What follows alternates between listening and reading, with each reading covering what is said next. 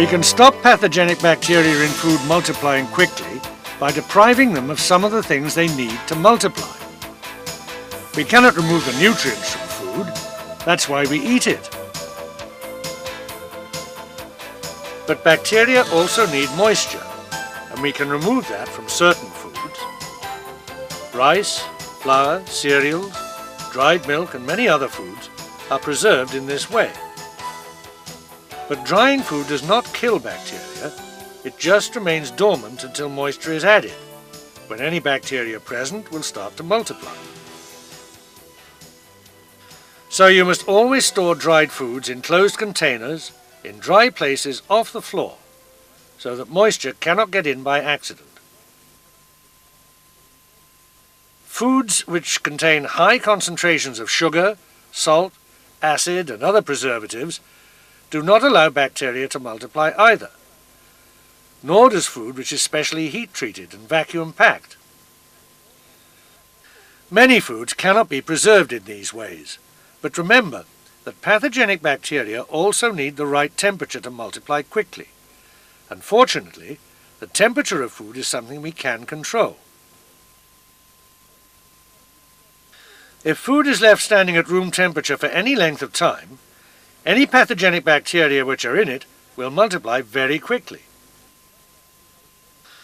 But by keeping food cold, below 8 degrees Celsius, in a refrigerator or cold store, any pathogenic or spoilage bacteria present will multiply only very slowly.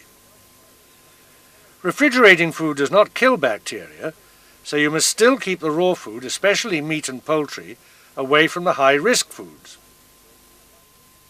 It is best to keep raw meat and poultry in separate refrigerators if possible, but if you only have one unit, then make sure that raw meat and poultry are kept at the bottom, so that juices cannot drip down onto other food. You can, of course, freeze certain foods, and this slows down the growth of bacteria even more. Some foods can be cooked from frozen, but others, like poultry and large meat joints, must be thoroughly thawed in a separate area where there is no risk of the thawing juices getting onto other food. Once thawed, food should be used within 24 hours. You must make sure that you use refrigerators and freezers properly. They should be kept clean and well maintained, especially items like door seals. They should never be overfilled.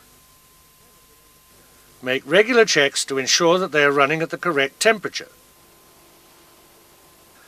Hot food must never be put into a fridge or freezer because it could raise the temperature of other foods and cause condensation which may result in contamination.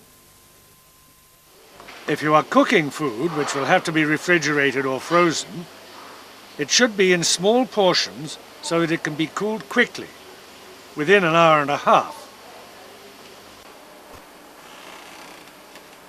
Where a larger volume of food is unavoidable, a blast chiller can be used for rapid cooling.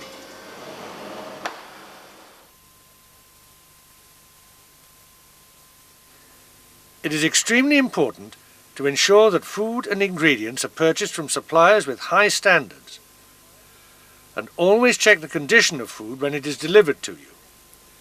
It's not much good you taking care of it if it has been carelessly handled before you receive it. Check the temperature of frozen and chilled foods when they arrive. If they are above a safe temperature, they should not be accepted. If packaging is damaged or tins are rusty, dented or blown, they too should be returned because harmful bacteria may already be in them. Make sure that you use food in the correct order.